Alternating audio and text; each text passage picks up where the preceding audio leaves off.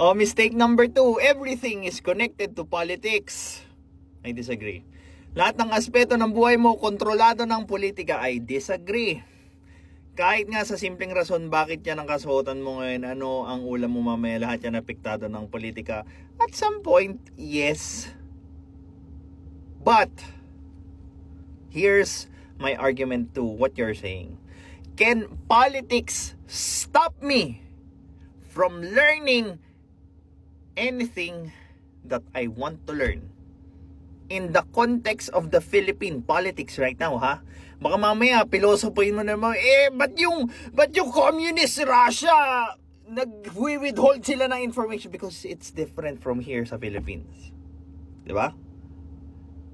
So again, my rebuttal here is, can the Philippine politics stop me, okay, from learning something that I want to learn?